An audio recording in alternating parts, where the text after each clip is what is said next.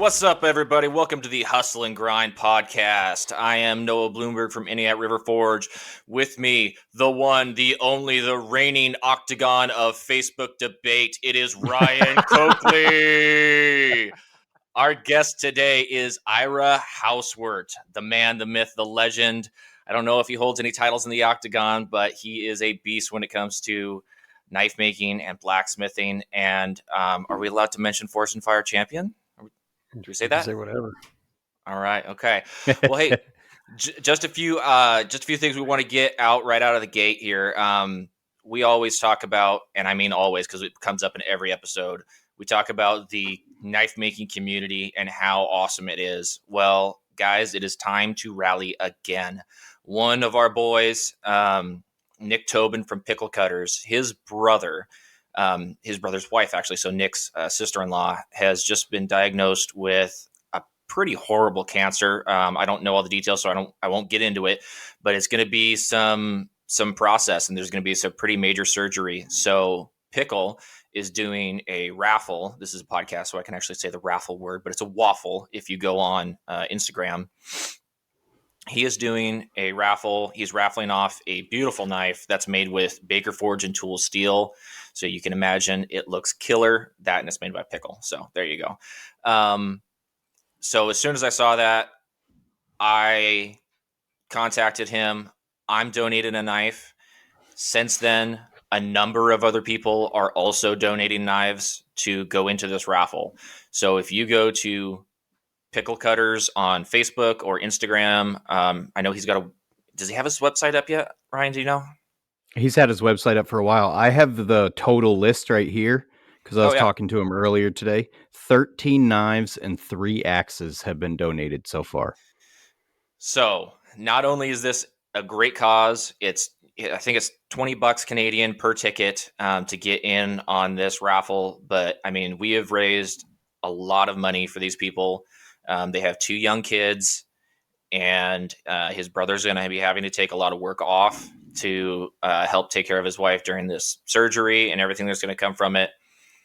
This is what we do, guys. We take care of our own. And if you can, please go to Pickle Cutters and get in on this raffle to help continue to raise some money for this family. Very, very important. And it's something that we love doing. Ryan, anything else to add on that? A little bit of extra incentive for you. Pickle and I were talking today. I don't have the time to make a knife for the raffle, but I wanted to do something for it. So every maker who joins the raffle, your name will be drawn separate from the raffle, and whoever wins, I'm going to send you a medium flat rate box packed as full as I can get it with handle material. Wow. So, all right. So we're talking micarta. It'll all be stabilized. It'll all be knife ready, good quality material.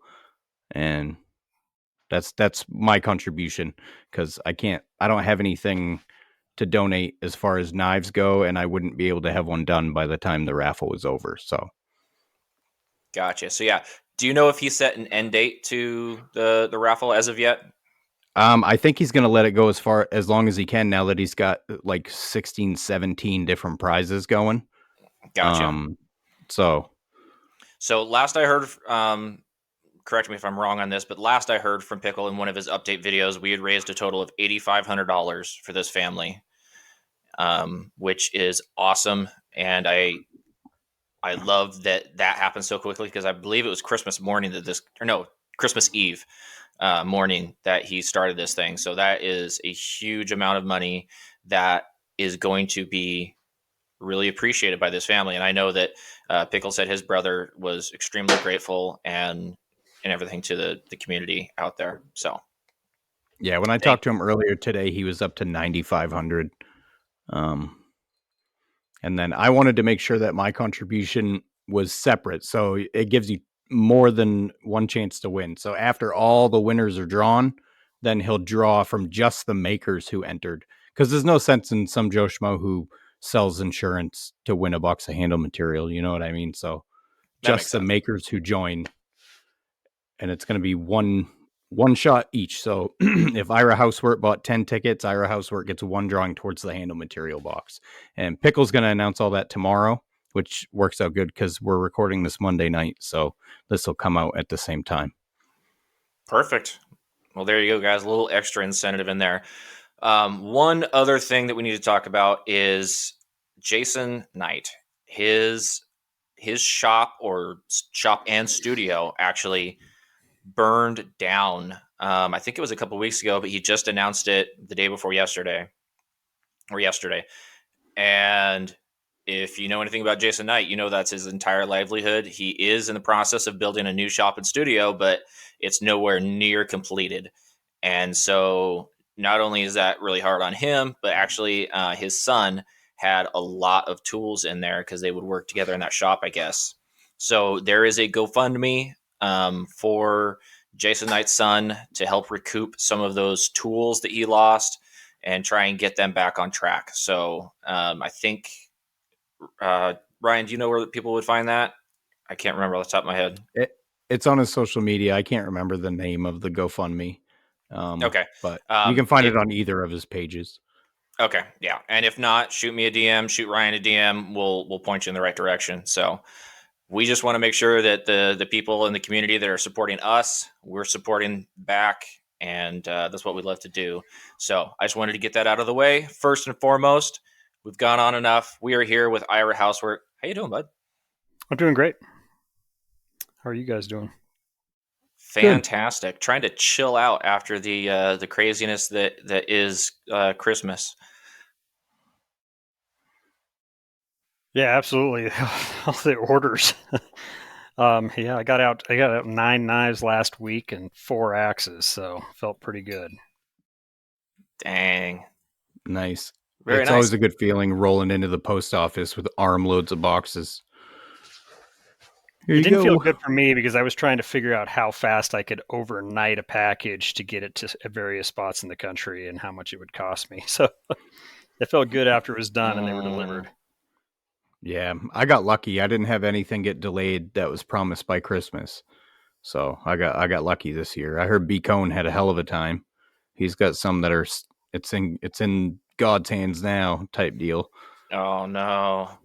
That's the worst. Yeah, I insure every package I send, just to give that little extra bit of security, and I'm always watching the tracking and stuff too. So absolutely, it's the worst time of year to be shipping packages. So what's your day consist of, Ira? Oh, so my shop's just outside the door, basically. Walk across the driveway and I'm right there. So that part's great. Primarily just doing decorative blacksmithing work, and I don't know, maybe 10 to 20% of my stuff right now is knives after Forged in Fire. I get a lot of knife orders, but I wanted to ask you about Forged in Fire. We've had quite a few Forged in Fire people on, including Jason Knight, but it always seems like a touchy subject to dig into what it's like to be on Forged in Fire. And I don't know why. I haven't been on. I'm not sure. I don't know. I think Did they make you sign? You sign a lot of stuff, but I've listened to some other podcasts where some of the guests were talking about stuff they probably shouldn't have been, but I don't think anybody's listening to these to go after it. I think it's just little things on how the show rolls. They don't want to give up like the trade secrets, but no, it was as it was shown. Basically, I had fun. I was nervous getting onto it, but once I was there, you pretty much see what's going on. Just little things, everything's recorded twice and things like that. But that's just how TV works, I think. Yeah. So okay, I'm going to ask one question about Forged in Fire. Oh, you can whatever. You can ask as many as you want. I don't care. I don't want to beat the dead horse because I know. It's one of those things that's talked about a lot. So when they're filming and you're watching the show, everybody's going, let's just say round 1, and somebody makes a mistake, and then it switches to that person in an interview setting. And they go, and then right then it just fell apart. Is all that interview after the end of that round, or how are they prompted to like remember and like get themselves like back into the moment of like when that happened? Like how do they film that? Yeah, it's after the round. It's after everything's walked off. You're done. But then they pull you and they separate you and put you into every little rooms where you have an interviewer or a producer, and then. But it's quiet. You just have one person in front of you, so you think it's just you, but really you're just going on to another team, and they're trying to get you into that past sense, and like it's really hard because I'm like I did this, and you're right there. You got to describe it as but no. And then of course the rounds are multiple days, So round 1 is day 1, then you're interviewing, going home, and then the handle day is the day 2. So. See, I figured that out just based on the cleanness of some of the competitors' shirts. because they're all wearing the same shirt that you were in round 1. Yep. But I'll be darned if that sucker ain't spotless clean when a second ago it had forge scale and sweat and stuff all over it a minute ago, and then all of a sudden it's bright and shiny that's clean. One of the that's amazing. That you need to bring that when you go. So I had heard that Forged in Fire was in the tail end, like it's close to being done. I have no idea. I mean, I think it's still a moneymaker for them. I think they just. I know a lot of people who watch it. Yeah, I think it's. I don't think it is. I mean, of course, there's those silly little pop-up videos on YouTube, clickbaits that are like, "Oh, it's done. This guy's going to jail," and I think that's what we end up seeing. I mean, I think as long as the History Channel is making money on something, they're gonna run that horse to the ground. Yeah, all they've got is Forged in Fire and Ancient Aliens. Haven't they already run it into the ground? I mean, how many more ideas can they come up with for the competition? I mean, man, they just keep doing it.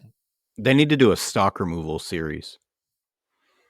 Yeah, they've almost done a stock removal. That was one of the ones I was actually worried about that I'd get, because I need to forge it to separate myself. The stock removal guy is going to whip me, on grinds. And there was a dagger one they did once that I was like, oh, geez. Yeah, I wouldn't do well with that. The one thing that I haven't seen them do is like a stainless sandmai.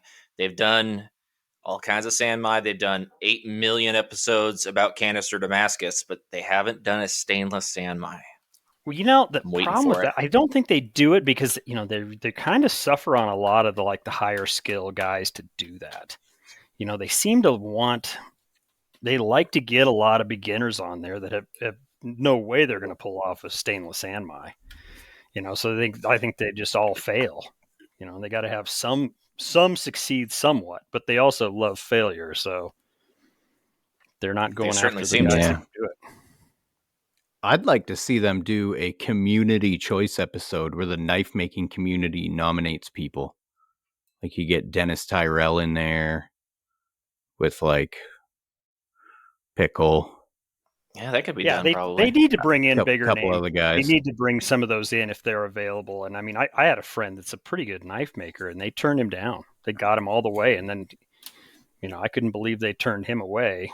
But like I said, I think they're starving. They want they want girls. They want minorities. They're trying to find all that kind of stuff to try to keep the show going. And the episodes we like, where they bring in the Greco-Morassis. I don't know, maybe the normal viewing public that doesn't know anything about knife making doesn't really care about that stuff. Yeah, most people who watched like the episode with Walter Sorrells where he got eliminated in round 1 had no idea who the fuck Walter Sorrells was and had no idea that he had more time making blades than all 3 other bladesmiths combined. It's just like the luck of the draw with the show. And a majority of the audience of the show watches it for entertainment purposes. They don't actually make knives. Yeah. But and it makes sense that they're... Go ahead. Oh, sorry. They'd need to pay more too. And that would drive in some higher quality, and that, I mean, the winner getting 10,000 is somewhat of a joke. You're going to spend 3 weeks of your life.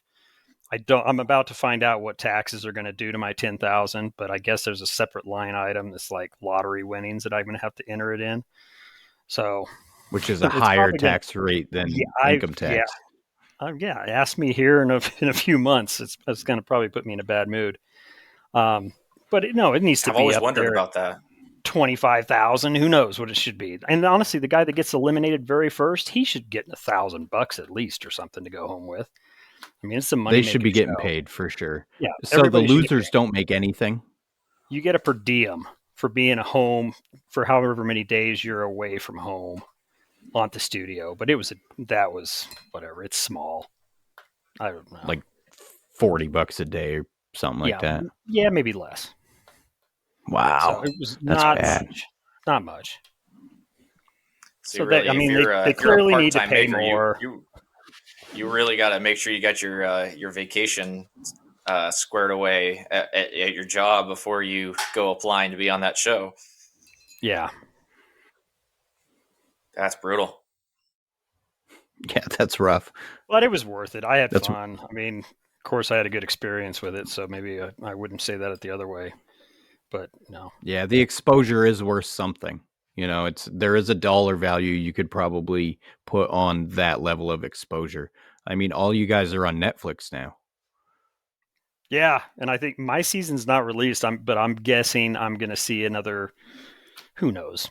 400 Facebook friend requests or something the second that shows up and it downloads season 9. Yeah. Well, and I think it depends on the personality too, because I mean, it's been said a lot. Your personality and how you present yourself affects your marketing because you're marketing yourself when you're marketing yourself as a knife maker, and if you present yourself well on the show, that's going to be a lot different than someone else. Because I've heard other people who have said that they didn't see anything from the Forged in Fire. They didn't see any exposure. They didn't get any more followers or any more sales or anything like that.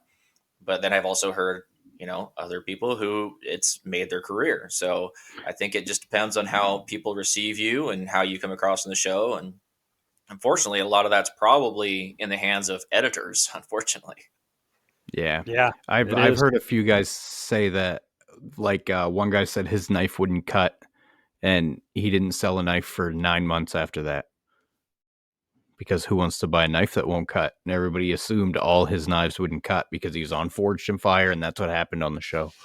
So it's a gamble too, because you could be gambling away all your, credibility in the knife making world if you have a catastrophic failure on a national TV show. Yeah, I don't know. I don't think it hurts your reputation too much, but one thing I think I got lucky with is I have a simple first name that's very unique that's not out there. So if you go to Google Ira, it's gonna pop up, be it on Facebook, Instagram, Google, and then where if you got like Ryan, they don't show your last name the whole episode. Right, the very first you do, and then but during the episode, people are still watching like, oh, who's Ryan? And then it doesn't pop up as easily. So that's just dumb luck on my part. That's a good point. I never would have thought of that. Because I don't know. I clearly, had 1,000 followers on Instagram immediately that night. That's cool. When your Nice. notifications are going so fast, you can't keep up with them. Yeah. I had that happen with a reel one time. I haven't had a whole lot of success but I started making reels. Actually, because of a post that Sharky made a while ago about Instagram and the algorithm and stuff. So I started making reels, and it is what it is. Some of them you get a couple hundred, some of them you get a couple thousand. I posted the stupidest reel I have ever made, and it was literally of me flipping tongs while I was waiting for the steel to heat up in the forge. And it's literally just a video of me flipping tongs over in my hand, and that sucker got over 20,000 views. Which, I mean, I know there's people out there with like millions and stuff, but like it's by far like the highest viewed reel I've ever made, and it was of me flipping tongs. Not one of my cool knives that I've made or anything that I've been proud of, like nothing like that. No, me flipping tongs. Yeah, I've seen your video. It's weird how that works. I have like my average is probably 400 to 500 views on any given reel that I post, but then randomly, like just dumb ones will skyrocket. Like that one I posted of Dennis Tyrell's drill press chuck that he made me where it was bolted Yeah. and I just drilled a hands-free drilled a hole through the blank. I got like 9,600 views in the first like 3 hours.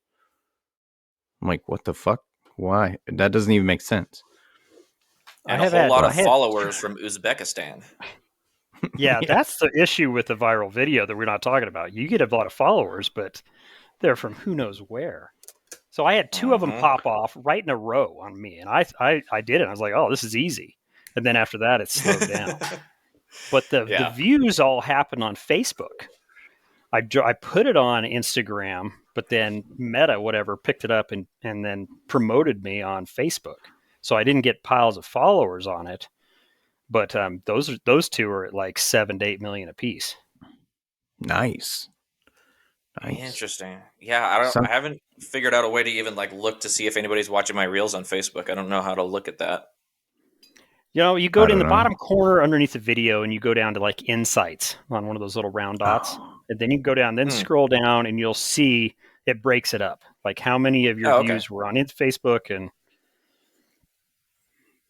all right, I'll have to take a look at that.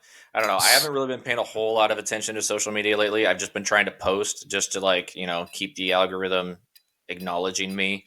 But I just haven't had a whole lot of time to really push anything. I haven't been trying to sell anything. I haven't really put a whole lot of energy into the whole social media and promotion stuff lately. So I need to get back into that. Last week I went to a hammer in Denver, and there's a young guy there, a young maker, 21-year-old, who made a samurai sword for a rapper, pretty famous rapper. And this is SOC Forge. I don't know if you guys follow him. Anyways, the guy, he puts on one of his stories a picture of him slicing a watermelon or pineapple with this samurai sword, and it was like immediately 100,000 followers. Jeez. It's kind of wow. Yeah, take a look at it. Check out his profile. It's kind of fun. Micah Dunn from MD Edgeworks. He's been on the show before. He's a great guy out of Texas. He made a reel of him stretching out a red hot spring. Oh, that was awesome. And it blew up overnight. He went from 1,600 followers to, I just checked right now, he has 41,000. That was just a brilliant idea. One reel. And a bunch of people tried to copy it. And like, yeah, that was a good one. Oh, and I've watched that one over and over again. Brian House jumped to like 50,000 after he posted that one of him just bending the metal in his brake. Just boop, boop, bending metal. And it went viral, and now he jumped like 40,000 followers. The moral of the story here, kids, is that you need to make things that are #satisfying. Yes. I only jumped like 700 from the Rogan bump. Yeah, or just imagine it's just some simple, fast 2 video, and but that you don't see. That's the problem with knife making. Like, I mean, our feeds are just filled with knife makers. So if you scroll down, there's always somebody cutting a paper towel tube, and putting oil on a handle, and those are beautiful things to look at. But there's so many of them out there. Mm-hmm. Yeah, there was something saturated. Yep. Yeah, there was just something about uncoiling that. What is it? A garage door spring or something? I don't know what kind of spring it was, but the way he did it, because he gripped it and then he held the camera in his hand and like edited it together. There was some care taken in it, which from my Rogan reel, that took me 10 seconds to make. You know what I mean? A lot of the ones that actually pop off are the simple ones, but he actually put some effort into that one. And it paid off. Yeah, because it looked cool. Because he slowed it down so you could see the scale flying off the spring. Oh yeah. Oh, it was satisfying to watch. It's great. If you're into visual ASMR, it's awesome. For sure. So anyway, go ahead, man. I just like Instagram way better than Facebook. I don't know why. Well, I do know why. Like Facebook, you get all these dickheads out there. Are there some? Yeah, there are. But like Instagram, it's limited to enough where it's not worth engaging. You know what I mean? And most people don't engage on Instagram. They engage on Facebook. It annoys the shit out of me. What do you do when you meet one of those individuals, Ryan, on I Facebook? usually warn them a couple of times, and then if they attack me, which they always do, I eviscerate them with words, and then I go about my day. Yeah, yeah. You slaughter them with words. You leave them on the ground, dead, dying, bleeding in a pool of their own hateful rhetoric. I'm really good at it, man. I'm really good at it. I tell people, leave me alone. Don't troll me because I'll fucking destroy you. And people still do it. Now, the Brian House trolling that we do back and forth, obviously that's playful. We love each other. I have nothing but respect in the world for Brian House, and I'll make fun of his hair any day of the week. But like attacking somebody on Facebook for no reason is a totally different story. That happened to me today. Did it happen to you today, Ryan? Yeah, over something stupid. On a So, all page right. or So your if personal page? I never use my business page on Facebook. So if I'm on Facebook, it's on my personal page, which is still Ryan Chadbourne Knife Works. so for you listeners who have no idea what we're talking about, basically there was an individual, and this individual was a member of the knife making community. And this is one of those rare instances because normally, like we always talk about, the community is great. We love everybody. But there are some people who are of the mindset that they know more than you, are better than you, or, just general dickheadery. Uh, and if you're one of those people, I would encourage you to not poke the bear that is Ryan Coakley. Yeah, just don't. There was no need for it. I showed you the messages. I Oh yeah. showed you the whole thing. I did nothing wrong until the end. And anyways, we don't need to talk about it. I'm sure everybody's going to go on my Facebook now and read it because I'm not taking it down. Yeah, I'll be going. This guy he is bigger than me. He is more well known than me. But what he said was not cool. You just don't do that. You don't pick fights with people over something that's totally dumb. Like the post was, I posted, what did I say? Nothing makes you wish for an asteroid impact more than going to Walmart on the day after Christmas. Which, first of all, if you've ever done it, it's funny because it's kind of true. But I think all of our listeners can agree that that's probably a joke, right? Wouldn't you say that's probably a joke? I posted it as I was walking out of Walmart on the day after Christmas. It was fucking horrible, man. It was horrible. Walmart's a terrible place. Anyways, all right. Anyways. We'll get off of that that little topic there. But anyways, that was greatness. It actually made my day. So anyway, so Ira, we're here with to talk to you, not just to vent about Facebook. So you've done a lot of blacksmithing, and some of it's been some really really super cool intricate work.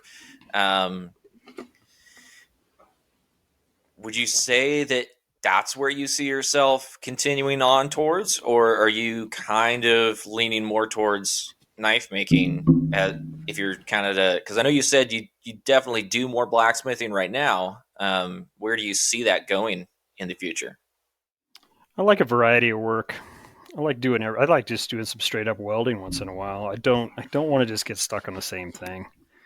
I think bigger art projects are probably where I need to get, maybe to where maybe charge more and more money for.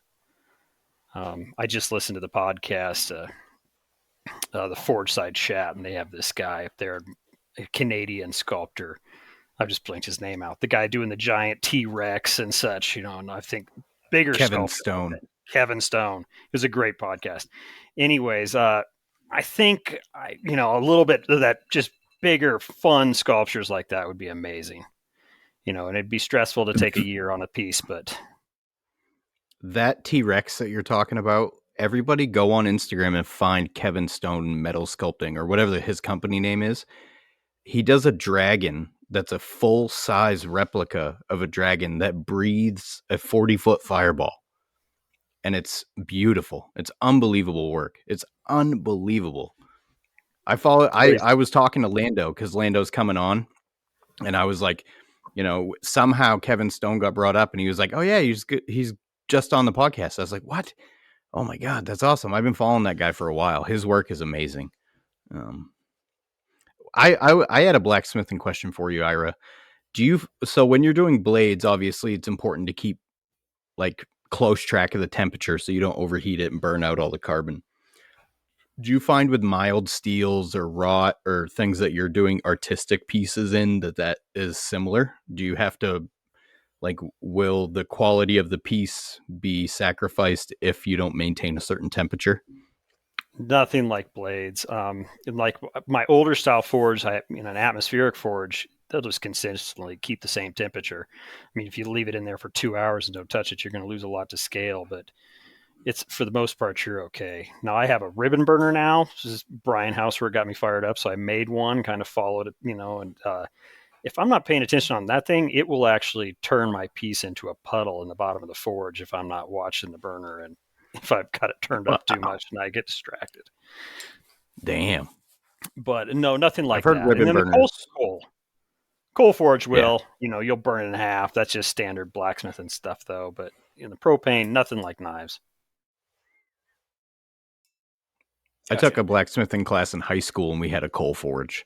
It was early American wood and metal, but I mean, we were all 13, 14-year-old dickheads. We stick a piece of steel in there and it just come out like, sparkling. We're like, we get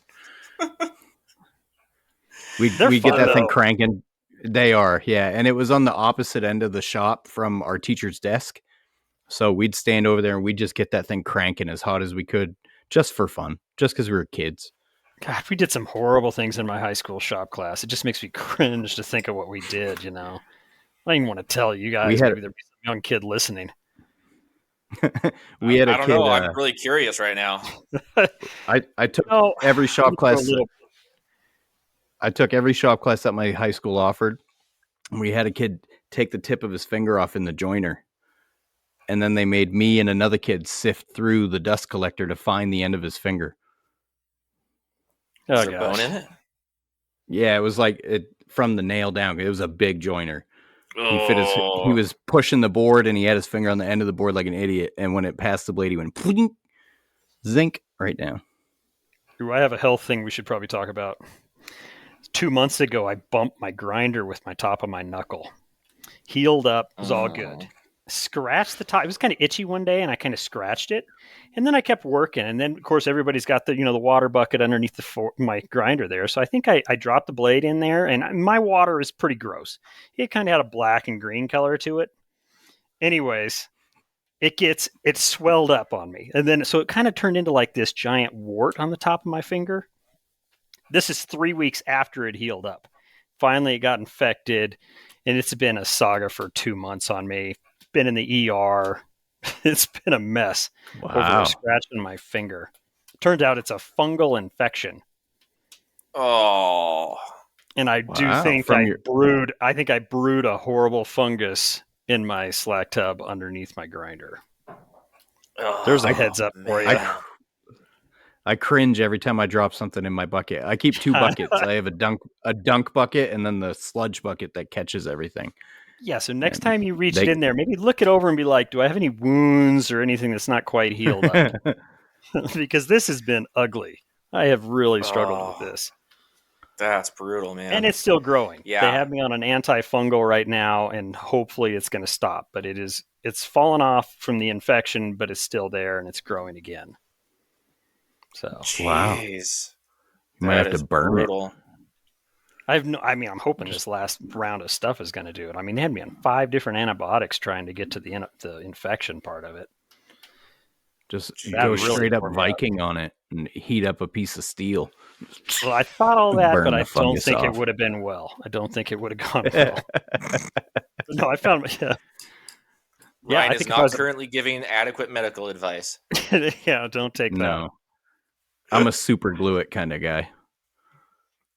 Yeah, I've definitely had a few different infections. Obviously, I've been a mechanic for a long time, and so I've had my fair share of cuts, scrapes, bashes.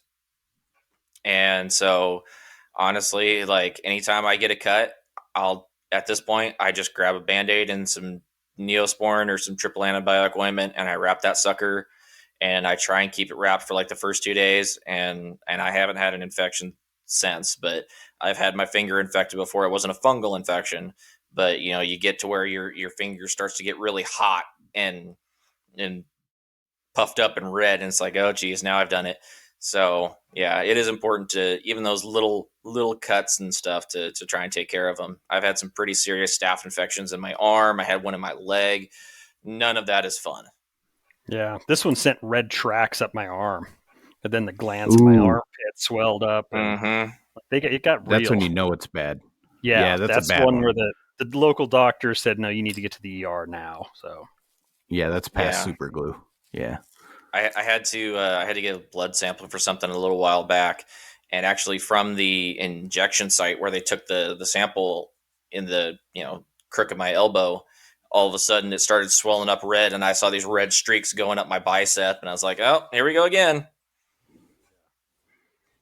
So yeah, it'll happen from anything. You just got to be real careful about it. So one of the worst shop injuries I ever had, other than when that belt broke a few months ago and split my head open, this was probably 2 years ago, 2.5 years ago. I was holding a hatchet like an idiot. So like if my cigarette, because we're going to release the video, if my cigarette pack is the hatchet, I was drilling out right here. Oh no. No, I was holding it like this, and I was drilling. And right as I thought to myself, I'm pushing way too hard, the bit slipped off the head and went into my thumb, under the bone, and into the palm of my hand. 1/4-inch diameter drill bit. Yeah. I still have the pictures of it. It was fat 2.5 inches down the drill bit from my hand. My coworker said I screamed like a girl. He came, I went, ah! And then he came running over. He said I was white as a ghost. And the weird part was I pulled it out just instinct. I was fuck, that was bad. And I looked at my hand, and one little dribble of blood went down. I was like, oh, that's not that bad. And then I looked at the drill bit, and I could see all the fat, like how deep it went into my hand. And my boss is like, yeah, just pour some super glue in the hole. I was like, no, I gotta go to the doctor. So I went, and they x-rayed, and they said if I had hit the bone like more on, like flush on the bone, it would have shattered my thumb bone. I would have lost my thumb. No more knife making for this guy. It was that close. Jeez. I got lucky. I still have a gnarly scar from it. Bet you do. Yep. I've shot a nail through my hand back when I was doing framing. That was... It's always the shock factor when you see something in your appendage that's not supposed to be there. It's like oh. I never shot myself when I was a carpenter, but I did shoot another guy. But in my defense, it was his fault.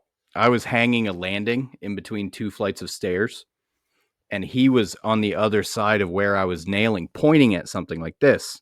Oh no! And the nail that I was shooting hit a knot and came out right down the tip of his finger. Boop. No good. So Ira, about those shop classes you were talking about, you got anything to add to this conversation? Ones that we could talk about. There was all oxygen-acetylene little bombs. Just make it the right perfect mix to lift canisters off the ground. Wire brush, throwing nails. That was the worst one. Welding rods. No, it's just a bunch of boys around and we had a shop teacher that wasn't very good at like paying attention to us, so we could get away with horrible stuff. That being said, that shop class, like I owe everything to that shop class. I mean, I don't know where I'd be if it wasn't for high school shop. I love my shop teacher. I really did. Every time I see him now, because this is a small area, so I'll run into him at the grocery store. I'm like, Mr. J. Oh, Ryan. I'm like, yeah. I love that guy. They don't have shop here anymore. They took it out of all the schools. See, that's a shame. And they did that at most of the shops around here, but our local one still has a shop class. But actually had a lady shop teacher. But yeah, nice. It's one of the most influential people in my life for sure, getting me, to teach me about welding. Yeah. Mr. Jenkins, Pete Jenkins. I called him Mr. J. That's super cool. Why don't we throw in an ad here. Let's do it. Maritime Knife Supply, they have Canadian specials going on that they pass down to us Americans. Thank you, Canada. The Boxing Day sale is going on.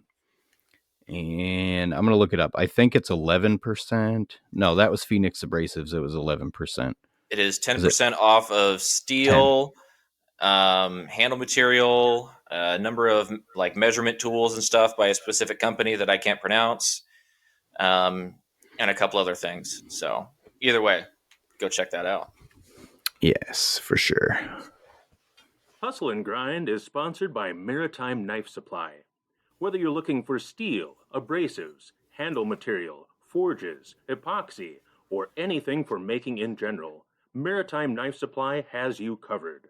And in the US or Canada, they ship faster than the great Cobra chicken goosesses that their country is known for.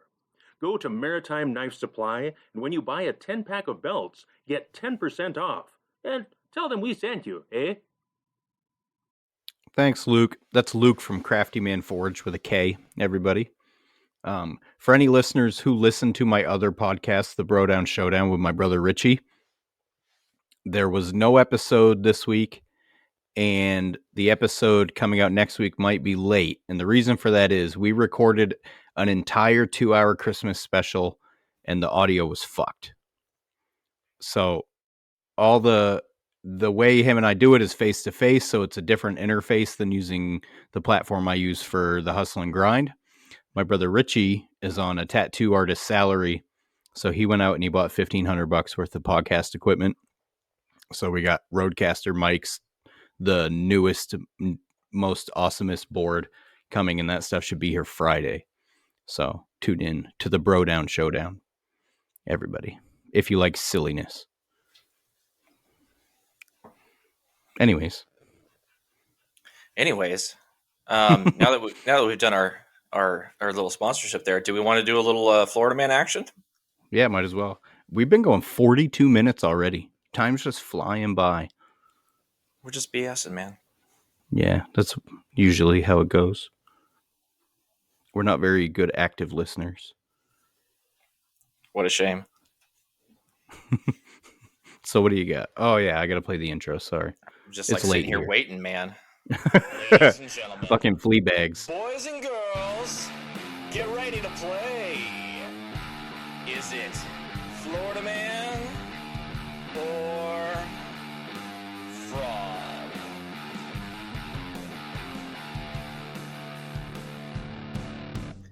That's right, ladies and gentlemen. It is time to play everyone's favorite game, Florida Man or Fraud. Today we're doing things a little different. We are doing Florida Man or Fraud. There is going to be one. I am going to read 3 stories. One of these will be a fraud in that it is a fake story. It is satire. It is fake news. It never happened. It's been a little crazy here around Christmas time. I don't have my usual preparation. So I'm just going to read like a quick headline and like a little blurb line. I'm not going to give you the full story like I try to. And Ryan, Ira, and all you lovely listeners at home are going to have to guess which one of these 3 stories is the fraud. I'm going to read all 3 stories right after the bat. And then Ryan, Ira, and all you lovely people can guess after that which one is the fake one. So, starting off, we have... Man breaks into house while homeowner taking a shower. Close by shower gun comes in handy. There's a picture of a revolver inside a waterproof case that is held up by suction cups to give you an idea of what we're doing here. There's lots of shower gun memes out there. Blah blah blah blah. Anyways, it's a story, and it's about this burglar breaks into a home, and the guy comes out buck naked with the gun that he had. It's his shower gun, and was able to fend off the would-be attacker.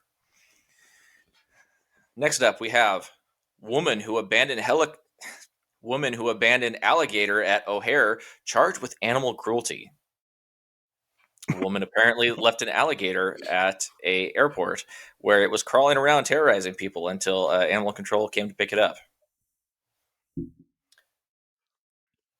Florida man poses as Walmart employee. Oh, wait, where's the rest of the headline? Fleabag.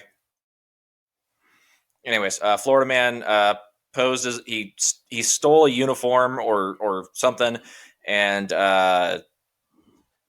posed as a cashier and just kept all the money that the people like paid for all their items with and then split. So he was like, Genius. he like went up and like told somebody that was checking like, oh hey, you're needed in the office or something like that. Took over the cash register and posed as an employee checking out people and then grabbed all the money that they paid him and took off. So we have woman leaves alligator at the airport. Man breaks into a house where the owner apparently has a shower gun, and man poses as Walmart checker and takes all the cash that he makes. All three of those are very believable. Yeah, I think they're all believable. I know one of them jokes on you guys. That's my brother down the road. That was a Colorado guy, the guy in the gun in the shower. The shower So- gun? Was I'm it saying, really? yeah. I'm saying I like his style. no. My brother, yeah, he's kind of a nudist and he loves guns. So number three, that didn't happen. I like the idea, but that's mine. I'm That's with sorry. Ira on this one. Which one was number 3? That's 2 the minutes ago. clerk that dressed up in the outfit, taking the money all day. Okay, Yeah. but first we have to back up. You actually wait. Was it actually your brother that was the shower gun guy? No, but I could. My brother would totally do that, and he probably has a gun in the bathroom. Okay, all right. Sorry, you had me going there for a minute. I was like, wait a second. Small world. Yeah, All right, so I agree with Ira. So you guys believe that the shower gun, the alligator in the airport are both real, and Yep. the Walmart checker is the fake one. Yes. Dang it, you guys got it. That is amazing. Nice. Both of you killed it. I was on a really bad slump there for a few weeks. So tell me, what went into your reasoning behind the Walmart checker being the fake one? Because Walmart has floor managers who manage all those people who just stand there and watch them do their job. I'm pretty sure they'd be like, who's this guy pocketing all this money? I've never seen him before. Yeah, I don't know. Okay. I like the idea though. You I think it's just went with a gut feeling. Yeah. Yeah, and then the lady trying to get an alligator on the airplane. Sure, I could see that happening. They're going to prosecute her for something. And the gun, I don't know. I know I got. Yeah, my brother probably has a gun in every room of his house, so I see that happening. Yeah, I've known a few of those as well. I never mind. We don't need to get into that. I have one buddy who's a big gun nut, and he's done things like that in the past. So yeah, totally believable. But yeah, so I enjoy that one, the Second Amendment. The Walmart checker one was actually sent in just today by our man Todd Harrington. So shout out to Todd Harrington for sending me some of the highest quality Florida man stories. Todd's fucking awesome. He's on the list of people coming on. We are booked out officially till the end of March. You guys need to grill Todd Harrington about like knife geometry, shapes, weights. You get a professional chef on there. I think people need to hit him more. It'd be fun to have. He asked that this time when he comes on, he doesn't want to talk about kitchen stuff at all. Oh, really? Oh, crap. Well, no, not necessarily. We're just not going to grill him about his chef career because that's typically what he gets asked about is that. So I mean, his relation to knives, I think we can talk to him about that and talk about geometry and weights and stuff like that. I feel like if we get into the nerdy and the nitty gritty about knives, that's far enough away from his chef career that I think we should be able to have a pretty good conversation with that. Yeah, Todd's awesome. And before I forget, the woman with the alligator at the airport, that was from Aru Bladeworks. So shout out to Aru. Thank you very much for contributing to the show. We've slacked the last few episodes on the patrons. I was going to talk to you about that, Ryan. Yeah, so I think we should read off the Patreon list.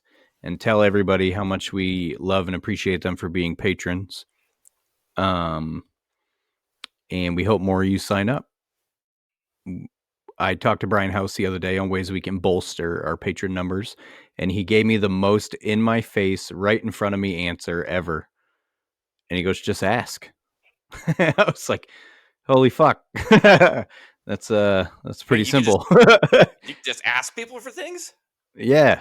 And that, like, because the way they do theirs on the Work For It is they have that, Dennis Tyrell did that little clip for him in the beginning where, like, that won't even buy you 2 gallons of gas here in California thing, where it's done so well, it doesn't even sound like they're asking.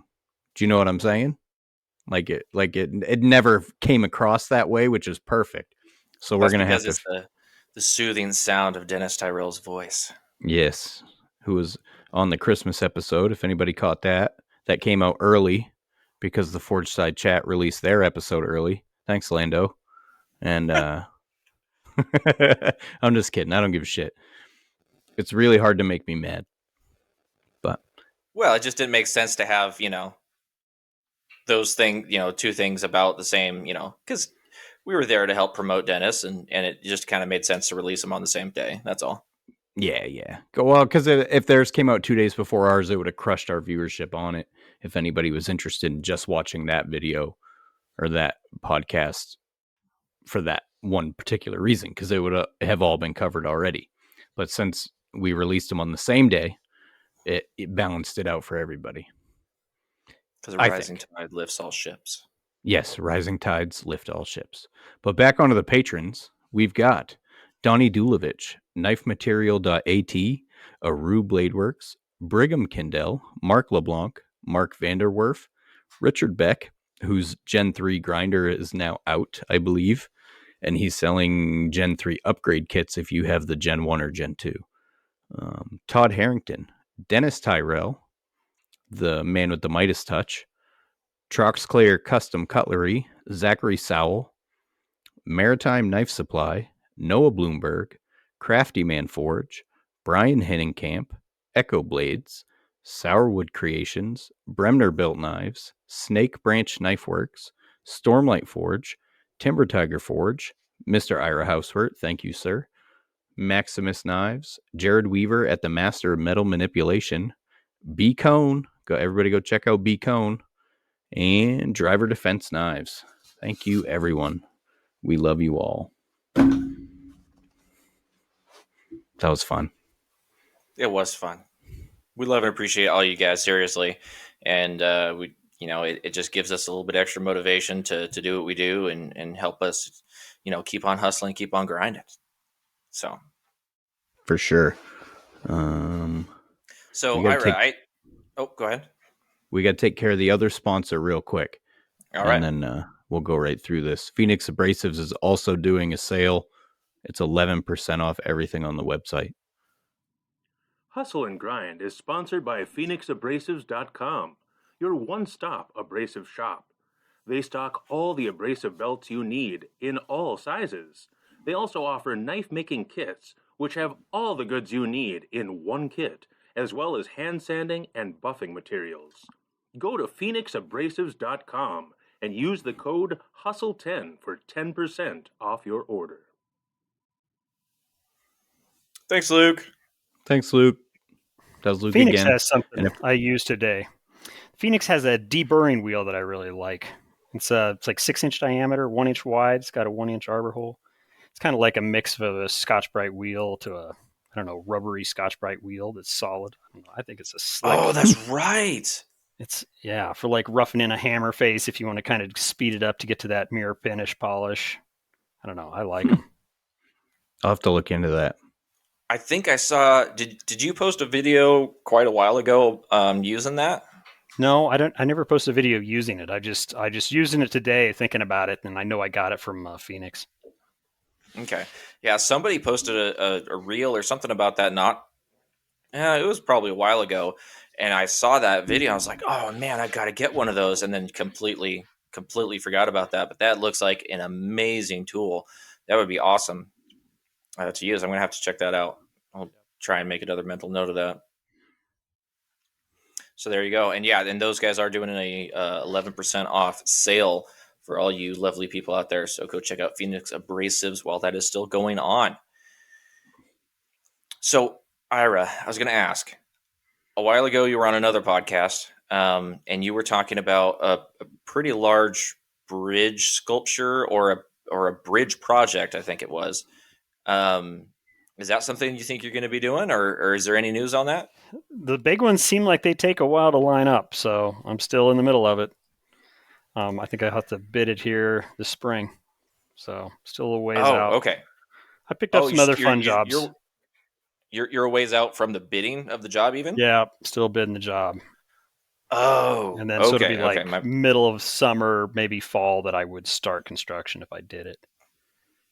Okay, all right. So I was mistaken. I thought that it was something that you would have already done all that, and you'd kind of be finding out whether or not that was something you're going to be doing. So I can't remember exactly how it was. Are you actually building the full structural assembly of the bridge and everything all together? Yes. If you win that everything. Bid? Yep. Wow. So I would need to hire a few welders, and yeah. And so then you'd probably, I mean, is this something you're going to like contract out asphalt like over the top of? Is this a driving bridge, a walking bridge? I would be the subcontractor on it. I mean, I guess I do have a shop, and my insurance is big enough, so I guess I could do it all. I would be the sub or the general contractor on the project. Gotcha. Okay.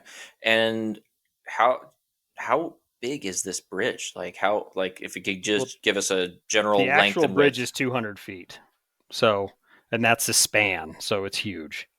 Dang. And then the piers on the side are like 30 feet and 40 feet of concrete with also railing on top of that. So it's a huge project.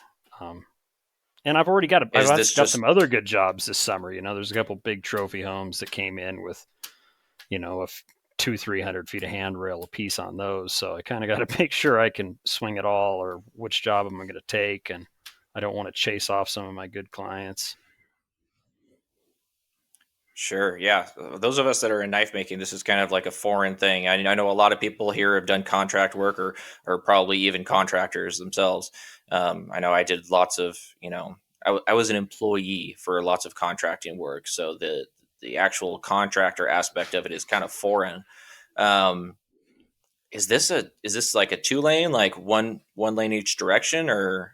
Yeah, 2-lane. No, sorry. So the 2 lanes beside me, I'm building a bridge just barely downstream. So it's going to be it's wide enough for a small tractor to go, but it's mostly a bicycle hiking trail bridge. Oh, okay. All right. But it's still got to span, anything that spans 200 feet is going to have some pretty serious engineering on it. Oh yeah. That's a big number. That's insane. Wow. It's such a larger project than most of us are used to thinking about. Like there's, so much that goes into that. Like that's even doing a bid for it. It's got to be quite the intricate process of making sure that you have everything, lined up. So you have, your idea of what all your costs and everything are going to be. No, it's super intense there on my Instagram. I did one last summer. I did a bridge, and that bridge is 80 feet. So I've done some pretty big ones, but like 80 feet to 200 is not just, I mean, that's a big step, and especially on the structural weight of what's going to have to happen and the cranes to lift the pieces in. But like I said, I mean, who knows if I get the job or not. I've got several other really good ones also that are in the works. So, and maybe a few blades here and there too. Well, yeah, I would hope so. So if you're looking at, your, like your next year or so like that, or even further into the future, do you enjoy, or do you like doing those bigger, more intricate, in-depth jobs that are going to take you, 6 months, a year, or do you like this? Do you prefer the smaller jobs, handrails? So some of us, a handrail is a big job. But for you, it sounds like, that's kind of your bread and butter. Yeah. What do you see yourself in the future doing? Do you want to gravitate towards those larger jobs, or do you want to stick with the smaller things? I think I need to probably get to some of those bigger ones just because there's just not that many people doing those bigger projects. So hopefully I can try to charge way more money for it. But I don't know. Like I said, I like the bigger sculptures, I mean, that the Kevin Stone podcast today was like Med really thinking about it. But it's also, he talks about it in his things, is how stressful, like worrying about the next one. And then once you get your shop set up for a big sculpture like that, you need to keep rolling big sculptures or big jobs, where that small 1-car garage making a knife, you kind of just keep your overheads way less. And I don't know. So my shop insurance and my workers' comp just came in, and I'm $5,000 more this year than I was last year. It's like, things like that. I'm just like, I was not ready for a $5,000 hit on just my insurance. And I don't know. The overhead is just tremendous when you start stepping up the size of your shop and the size of projects. Yeah, 5,000. That hurts. Yep. Not happy about it. For sure. I can't imagine. Yeah, and that just kind of goes back to what I was saying. Like, there's things that we don't even understand. Like stuff like that, or like you were saying, prepping your shop to do those big builds, and then having to keep going with those bigger builds. It's stuff that regular guys like myself just don't even think about. That's crazy. For sure. Yeah. Oh, well, what do you guys say? We've been going an hour. It's late here. Anything else you want to talk about? I'm just kind of curious so I mean, I just, what's the future for you look like? I mean, are you, obviously it sounds like you're just kind of happy kind of being, doing these projects, those projects. You're just kind of going to continue to be doing kind of whatever comes your way, or do you, I know you said you kind of feel like you have to get into those bigger jobs. Is that kind of like your plan, or are you just kind of playing it by ear? What's the future hold? Yeah, I think I want to get into a few bigger jobs just to make some more money, and try to get onto some of those. I mean, that's how, I think I could make tremendously more money if I got some of those bigger jobs. And then just keep taking on, like, knives. I just want to try to do just fun ones. I really want to just kind of start making my own stuff and then just kind of list it for sale on a website and see where it goes. I just rather had than taking orders. Yeah, I had one of my fancier clients ask me for a champagne saber this week, and I was like, "What's that?" And I had to check it out, and I'm like, "That's totally the kind of project I want to do." Just a big dull sword that he can open champagne bottles with. And I was like, "Yeah, okay, I'm game for that." And I don't know, just keep mixing it up. Maybe make some weird Damascus stuff, and try to keep it interesting on knives, and I don't know, just make cool shit. That's what it all comes down to. Make cool shit. I like it. That should be all of our mantras. Just make cool shit. And be humble. Be humble, guys. Oh, you know what? I got something I could bring up. The wife and I were talking about having another baby. Right? And where is this going, Ryan? It's fine. It's not anything weird. We were legitimately talking about it because we're both getting older, and if we want to, like, we're coming to the end of the road of where we reasonably should. We decided against it, and I'm going to get a puppy instead. That sounds safer. I can't imagine. I'm going to get a third dog right now. Oh my god, we were talking about it, and like, the more we talked about it, the more reasons we came up with not to do it. And like, me being a dude, I'm like, yeah, let's make a baby, because all I'm thinking about is making the baby. And then, but we just, we talked ourselves out of it, and we decided I wanted a shop dog. Both of my dogs now currently are princesses who don't like being out in my shop. So I'm gonna get a boy dog, and he's gonna be my little sidekick. He'll be my shop dog. I'll make him a respirator. I don't know, whatever we find. I like hounds. But I'm not picky. Just nothing long hair. I don't want to fucking deal with that shit. Short hair dogs are for me. You see some As the dog owner of cookies a out in the lab, shop. They'll come in. As the owner of a lab, I can tell you that that dog hair finds its way places, no matter what length it is. Dude, we have to pull our bed out like once a month, and I have to bring in my shop vac from the garage and vacuum the dog hair out from off the carpet under the bed. It's so bad. And we have my older dog's a medium hair and my Boingle's a short hair.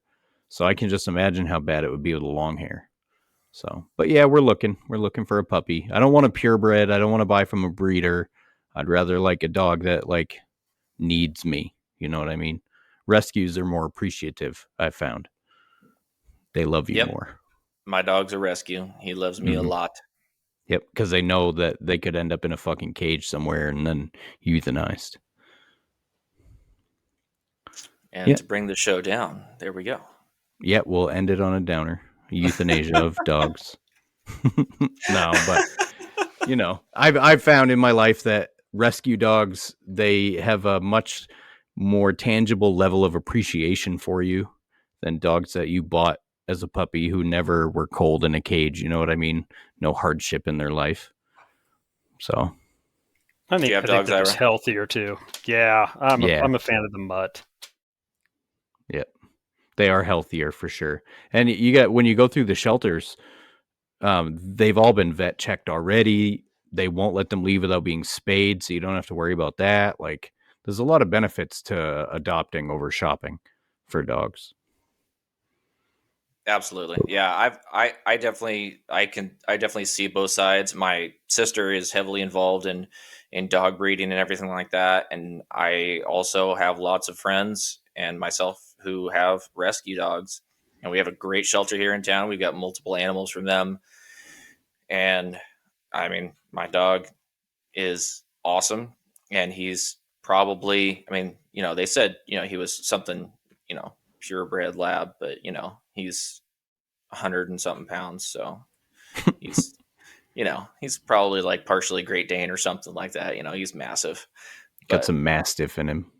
Yeah, he's huge. He's lovey. He's you know, best dog I've ever had.